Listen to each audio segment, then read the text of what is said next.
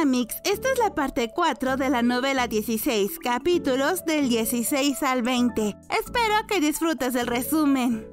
Después de una cena entre asistentes médicas, al despertar, Mao Mao vio cómo Chue estaba durmiendo sobre su estómago. Yo estaba hecha bolita en una esquina. Terminaron así porque, aunque no pidieron alcohol, el ambiente tan relajado las había puesto en un estado medio somnoliento. Y como ya era bastante tarde, yo, Yao y Enen no consiguieron carruaje, así que caminaron hasta la residencia médica donde Mao Mao y Changsha vivían en el palacio. Yao y Enen pasaron la noche en otra habitación y se quedaron casi toda la noche charlando sobre amores. Mao Mao sacudió suavemente a Chue para despertarla. Chue, medio dormida y aún con el rostro atontado por el sueño, frunció los labios y se acercó despacio mientras murmuraba. Mao Mao no lo pensó demasiado y le dio un suave golpe en la cabeza. ¡Vaya, señorita Mao Mao! Después de que se despertó Chue, Mao Mao abrió la ventana para que el aire frío le llenara la habitación y todas pudieran despertar. Después fue a revisar su horario y se dio cuenta de que yo y ella ese día estaban listas, pero Enen sí tenía que ir a trabajar. Enen, al darse cuenta de esto, le dijo a su ama Yao que le prepararía las cosas de inmediato para después irse a trabajar, pero Yao, con una voz decidida y un poco molesta por las cosas que hablaron hasta la madrugada, le respondió: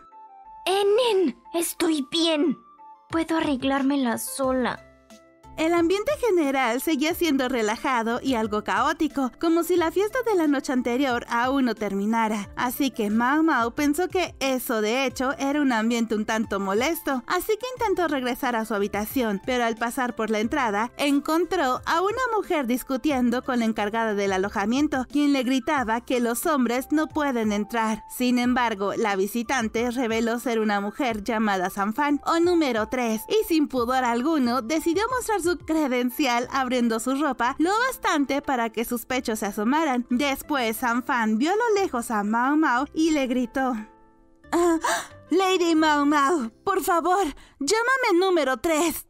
Está bien, Sanfan. La encargada de las residencias vio a Mao Mao y le dijo que si la conocía, entonces se la dejaba a ella. Mao Mao no quería hacerse cargo de Sanfan, pero después la chica le dijo que estaba ahí para pedirle ayuda, pues su maestro Lahan estaba en problemas. Al principio, Mao Mao quería ignorarla, pero Sanfan la amenazó diciéndole: si se niega, puedo armar un escándalo aquí mismo.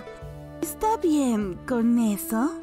Además de que ella había avisado en la mansión de Lahan que Yao y Enen estaban ahí con ella, por lo que si no quería que Yao se enterara de que Lahan estaba en problemas, tenía que ayudarla. Así que Mao Mao accedió a escucharla y fue ahí cuando Sanfan le dijo muy preocupada que Lahan había sido secuestrado. Aunque Mao Mao dudaba, recordó que Lahan ya había actuado raro hace unos días al querer comprar trigo barato. Todo apuntaba a que esto estaba relacionado con un supuesto hundimiento de un barco. A pesar de sus ganas de no involucrarse, Mao Mao no pudo ignorar que algo grave sucedía y que podría tener que intervenir, quisiera o no. Además, sabiendo que Yao jamás abandonaría a Lahan y que su independencia recién iniciaba, decidió ayudarla. Así que le dejó un mensaje a Chue y siguió a Sanfan, quien durante el camino le explicó que el responsable del secuestro es un comerciante conocido como Jade Viejo, famoso en todo el reino por ser un gran comerciante muy rico y poderoso.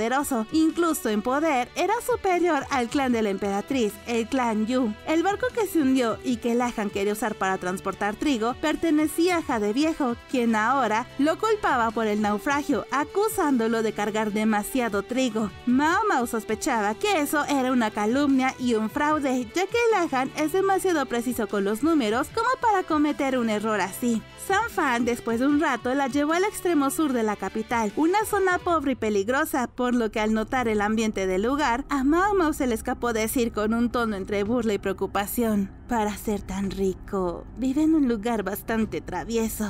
Allí se les unió número 2, un chico que había asistido a Lahan anteriormente, junto con otro escolta algo sombrío. Cuando llegaron a una mansión vigilada por porteros hostiles que parecían más maleantes que guardias, estos no los dejaron pasar e incluso se burlaron de las damas que tenían delante de ellos, por lo que Sanfan intentó negociar, pero cuando le ignoraron completamente, sacó su arma secreta, el cual fue un grito con tal potencia que hizo temblar la entrada. Su voz, que había sido entrenada entrenada desde niña en canto, era tan fuerte que Mao Mao casi sufrió daño en los oídos. El grito no solo fue una táctica, sino que San Fan, aunque intentaba ocultar el miedo que tenía, no puede ocultar la genuina preocupación que sentía por Lahan. Los porteros, molestos por lo que hizo la chica, la amenazaron al colocarle un cuchillo sobre su garganta, pero San Fan no retrocedió, y número 2 observaba atentamente, preparado para actuar si era necesario, y justo cuando la situación se ponía más peligrosa, aparecieron otros hombres desde el interior, aparentemente más educados. Los hombres que salieron reconocieron de inmediato a San Fan, por lo que regañaron a los porteros y se disculparon por la falta de cortesía. «Vinimos a buscar a nuestro señor», dijo San Fan con valentía. Mao Mao pensó que esas palabras, por la forma en cómo las dijo, se podrían prestar a que la chica tenía una relación cercana y especial con Lahan, pero no dijo nada, pues ahora estaban siendo guiados a una sala de recepción, donde finalmente encontraron a Lahan con el rostro pálido y visiblemente afectado. Lahan se encontraba rodeado por matones, por lo que se le veía incómodo, pero Mao Mao esperaba que estuviera al menos asustado o desesperado por salir de ahí con tanto matón cerca y con la cantidad de dinero absurda que le estaban pidiendo. Pero al no ser el caso, esa actitud se le hizo muy rara, pero aún así decidió solo observar la situación a detalle y en silencio. Viendo toda la escena estaba Jade Viejo, un comerciante de aspecto importante, regordete y cubierto de adornos de jade, aunque Mao Mao pudo notar que los adornos de jade que llevaba estaban opacos, como si no los limpiaran o no les importara su aspecto, lo cual se le hizo raro porque al ser un comerciante tan importante y rico que se hace llamar Jade, la apariencia lo es todo. Sin embargo, San Fan llamó su atención, pues al ver a Lahan, intentó correr hacia él mientras gritaba muy preocupada: ¡Maestro Lahan! Pero antes de que pudiera acercarse, el asistente de Jade Viejo la detuvo y le exigió saber si ya traían el dinero de la indemnización por la cosecha perdida en el barco en sí y el dinero de la cosecha completa de 3 años. San Fan entregó un saco lleno de lingotes de plata, claramente reunidos con urgencia. Sin embargo, la suma no era suficiente. El asistente declaró que Lahan no sería liberado hasta que se pague el monto completo y que incluso exigirían una compensación por el tiempo que dure construir un nuevo barco. Con esto, San Fan se molestó y protestó para que dejaran en libertad a Lahan y dijo que incluso podrían poner como garantía la mansión de Lahan. Sin embargo, los comerciantes se negaban a aceptar nada que no fuera efectivo. Mientras tanto, Mao Mao analizaba el entorno. Jade Viejo tiene 2 asistentes y 5 guardaespaldas. Ellos son solo 4. Aunque número 2 parece preparado para proteger a San Fan, cualquier conflicto físico sería peligroso. Además, había algo raro. Las joyas de jade del anciano son auténticas, pero están descuidadas y opacas, como si Jade Viejo no supiera apreciar lo que llevaba puesto. Además, aunque se supone que ese líder no había hablado ni una sola vez, todo lo comunicaba a su asistente, lo cual empezó a despertar las sospechas de Mao Mao. También reflexionaba sobre la mansión de Lahan, que está en una ubicación muy valiosa dentro de la capital. Solo ese terreno podría cubrir fácilmente cualquier deuda, así que la negativa a aceptarla como garantía resultaba sospechosa. Y con esto, la chica empezó a atar cabos. El monto exigido es desproporcionado. Jade Viejo guardaba silencio y estaba rechazando una garantía de alto valor. Todo indicaba que había algo más detrás de esta supuesta deuda y que el verdadero objetivo podría ser otro muy distinto al dinero. El plan de San Fan era simple: usar la mansión de Lahan como garantía para liberarlo temporalmente y reunir el dinero después, pero el asistente de Jade Viejo insistía en que solo aceptaban de efectivo. Con esto, Mao Mao no pudo evitar pensar que si Jade Viejo es tan rico, ¿por qué tanta urgencia por dinero? ¿Será que el asistente está actuando por su cuenta? Mao Mao también notaba que Lahan estaba demasiado tranquilo para alguien retenido por matones. Su mirada preocupada estaba dirigida a San Fan, no hacia su propia situación, lo cual era aún más extraño. Intrigada por los adornos de jade del anciano, Mao Mao preguntó discretamente si siempre llevaba los mismos. Número 2 le dijo que sí, pero que se ven descuidados últimamente. Si el jade representa salud y prosperidad, ¿por qué estaba tan opaco? Mientras San Fan seguía discutiendo con el asistente, Mao Mao se dio cuenta de que todo parecía una distracción. San Fan no la había traído por sus habilidades médicas, sino porque su presencia podría provocar la reacción del estratega, y ahora solo estaban ganando tiempo en lo que Lacan venía al rescate. Lacan esbozó una sonrisa forzada, como si su rostro no supiera cómo reaccionar, al contrario de la expresión de Fan, que ya no podía seguir ocultando el miedo y preocupación que sentía porque esos matones lastimaran a Lacan. Fan, estoy bien. Por ahora ve y consigue el dinero. Pero... Estoy bien, de verdad. Mao Mao, cansada de todo esto, intervino, no para provocar, sino para ofrecer un consejo, y les mostró cómo pulir jade con el papel encerado, pues ella, al vivir durante tanto tiempo entre la realeza, sabía distinguir el jade real de las imitaciones, y además sabía cómo limpiarlo para que el jade no perdiera su brillo. El asistente nervioso lo intenta y el brillo regresó apenas un poco. La tensión en el aire no desaparece, pero se transforma en algo más incómodo, ya que Mao Mao ahora podía ver las pistas con claridad, y en su mente no pudo evitar pensar que Lacan, de hecho, sabía el motivo real por el cual estaba siendo retenido, y no tenía nada que ver con el trigo o el dinero. Con astucia, Mao Mao lanzó una indirecta. Disculpen, ¿no están demasiado ocupados? Si el tiempo es tan valioso, no deberían de estarlo perdiendo con nosotros. Seguro tienen un gran negocio en puerta. El asistente mordió el anzuelo, por lo que les ordenó que se fueran y regresaran otro día con el dinero. Mao Mao tomó a Fan del brazo y la convenció de irse, susurrándole que lo mejor para proteger a Lacan es no provocar más. Fan, muy confundida, accedió, pues no quería que le rompieran los huesos al sujeto de su afecto. Ya afuera, Fan exigió respuestas, pero Mao Mao le pidió que esperara hasta estar a salvo en la mansión de Lacan. Allí podrían hablar sin riesgo, pero antes de irse, Mao Mao le recordó algo importante. Jade viejo no es el enemigo. Aunque Mao Mao no quería volver ni en sueños a esa mansión tan caótica, se vio arrastrada una vez más al corazón del desorden, el excéntrico hogar del aún más excéntrico estratega. Y qué bueno que volvió rápido, porque justo en ese momento, afuera se estaba armando una guerra. Lacan al frente, montado en un caballo como si fuera un general legendario, agitaba su abanico de plumas como si diera órdenes a un ejército. Detrás de él, un batallón improvisado de sirvientes, niños subordinados y hasta Kuchinashi, que parecía haber hecho buena amistad con el pequeño Junji, se preparaban como si fueran a marchar al frente. Y al centro de todo, intervino Mao Mao, mirando la escena con cara de ¿qué estoy viendo? Sin dudarlo, ella se adelantó y detuvo el espectáculo, haciendo una gran X con sus brazos para después decir «Gracias por su esfuerzo. Ya pueden retirarse». El grupo quedó mudo al ver a la chica a la que supuestamente deberían de rescatar, y justo cuando el drama parecía calmarse, Lacan se cayó del caballo con todo y su dignidad, para después levantarse y mientras se sacudía el polvo, le dijo a Mao Mao que se había enterado que la habían secuestrado de nuevo. Mao Mao, tan serena como siempre, le respondió limpiándose el oído con el dedo meñique. El secuestrado fue Lacan. ¿No deberías ir a buscarlo a él?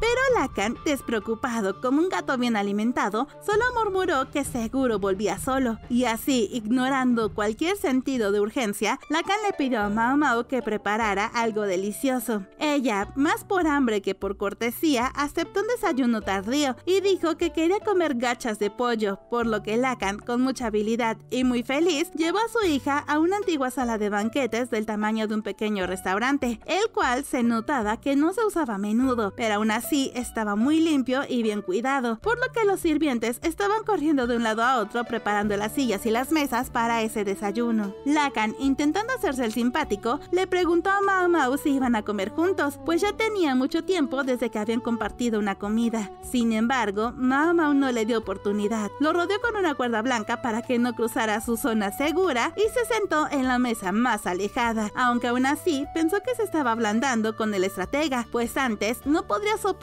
estar en la misma habitación que él. Mientras comía, Onsu apareció nervioso para recordarle que Lacan tenía una reunión importante en la tarde. Terminaré de comer en breve, luego hagan lo que quieran.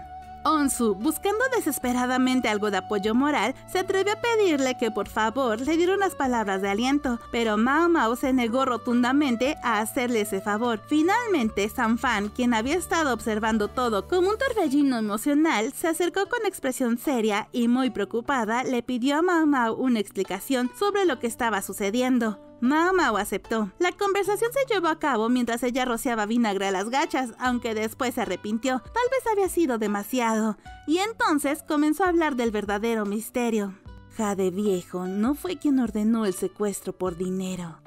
Fue porque Lahan descubrió algo. Que Jade Viejo es un impostor.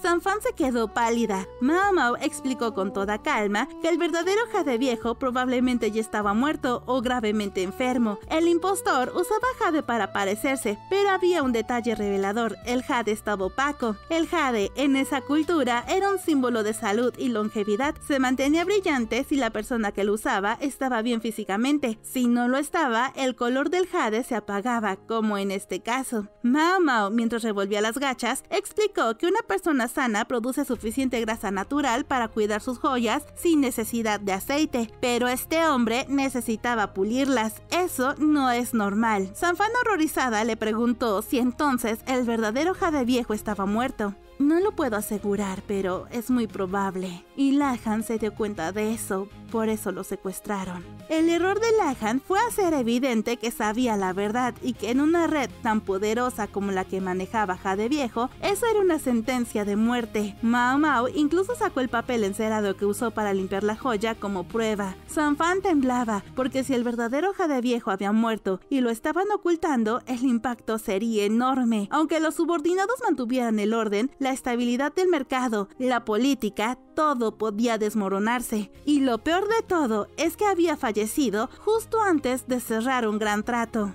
Sanfan parpadeó. Ella era lista y Mao Mao lo sabía. No necesitaba explicarlo todo con manzanitas. A esas alturas ya habría entendido. Usar un doble de Jade Viejo no era un engaño maquiavélico, sino una táctica clásica para evitar el pánico general en el mundo del comercio. Nada personal, solo negocios. Justo cuando todo estaba por resolverse, Lahan se dio cuenta.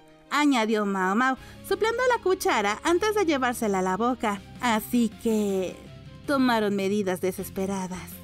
Entonces, ¿no volverá de inmediato? Volverá cuando el polvo se asiente, murmuró entre bocado y bocado.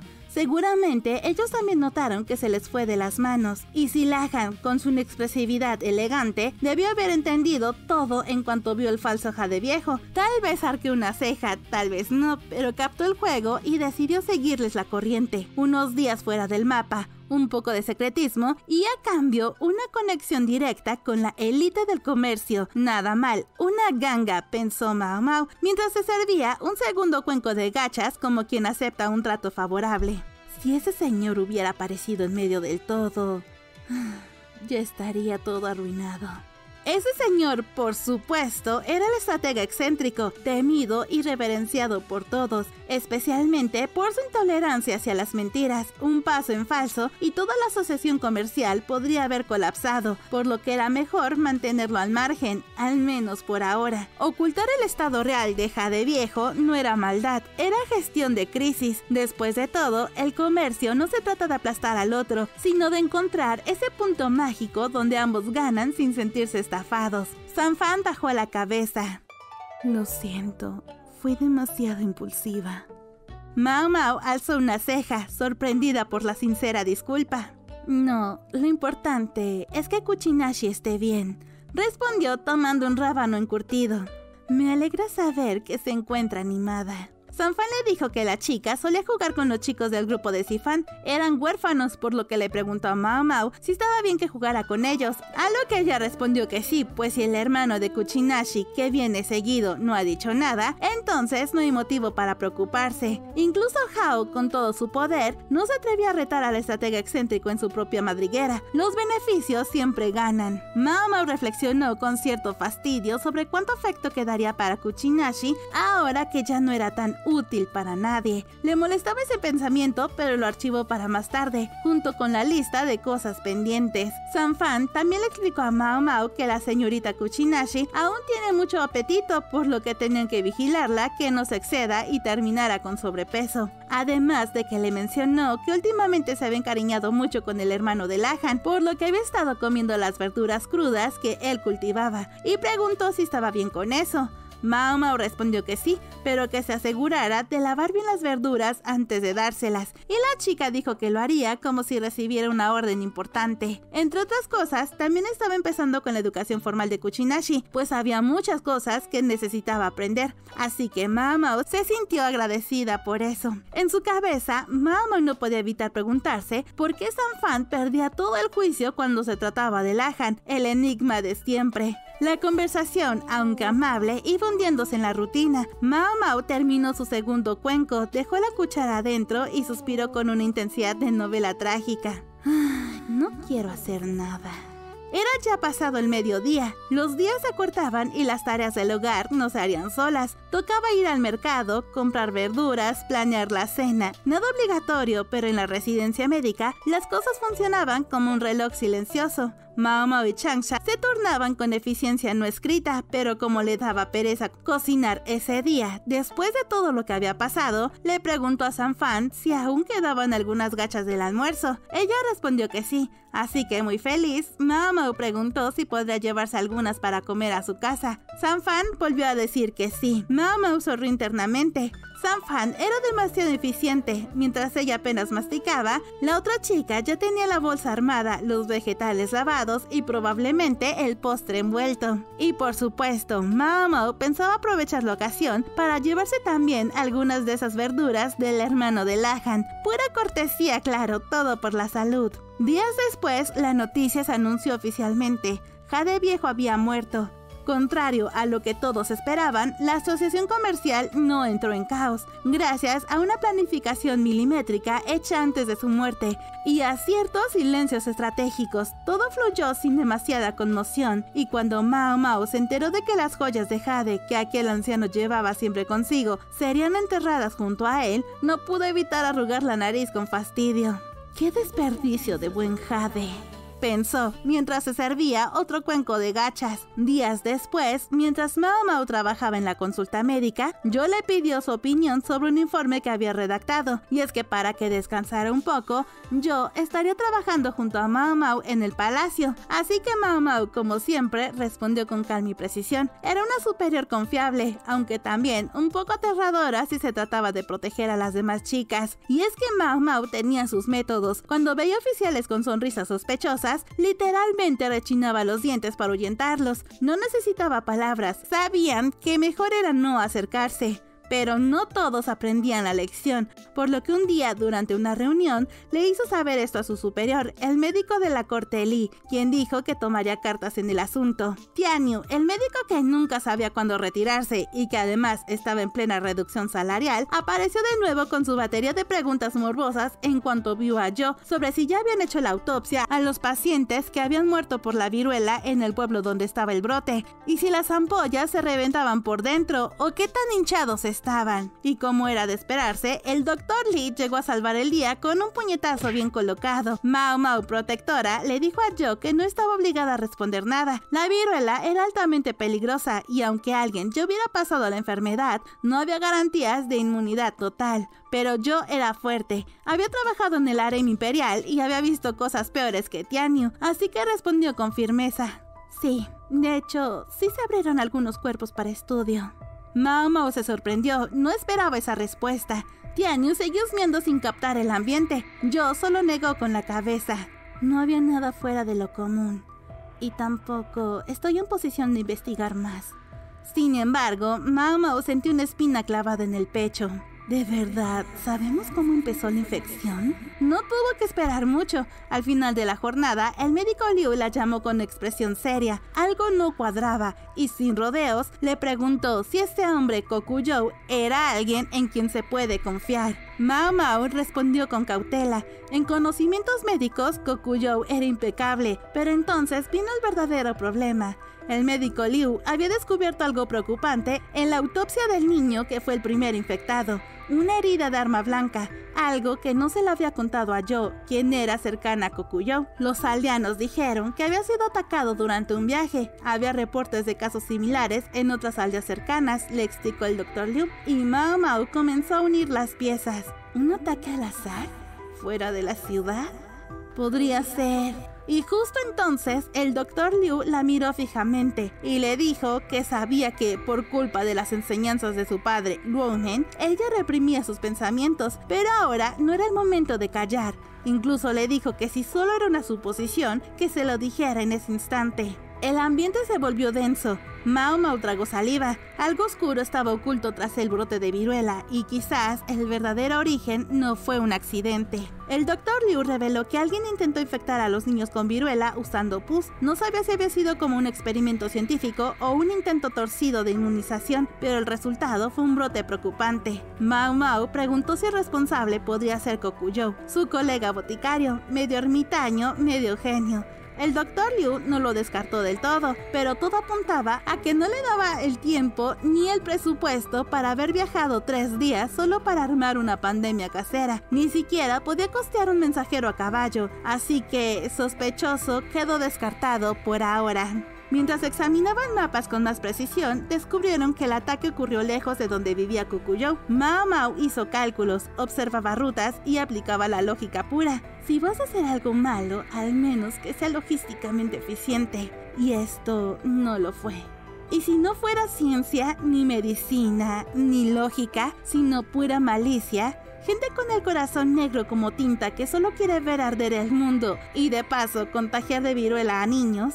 Y así, la conversación dio un giro sombrío. Mao Mao reconoció que el odio humano puede ser más contagioso que cualquier virus. ¿Kokuyou es malo? Ella cree que no, ya que nunca le estafó, jamás le vendió raíces caducadas, y eso ya es decir mucho. Y aunque es más tacaño que un duque con deudas, al menos es justo. Pero el Dr. Liu, que es fan de la objetividad y enemigo mortal del sentimentalismo, dejó claro que hay que seguir investigando con la cabeza fría. Nada de dejar que el corazón decida, al menos no sin evidencia. Así que dejó como encargada de vigilar a Kokuyou a Mao Mao, por lo que le pidió que fuera al pabellón Ciruela Roja con él, pues quería saber a detalle para qué había pedido ir a ese lugar. Mao Mao aceptó sin dudar, y justo cuando estaba a punto de irse, el Dr. Liu la volvió a llamar con un tono de voz autoritario y muy disgustado. La chica pensó en qué podría haber hecho mal para que meritara otro regaño, pero entonces se dio cuenta de que su superior estaba dudando en decirle lo siguiente, y eso era que, a partir de ese momento,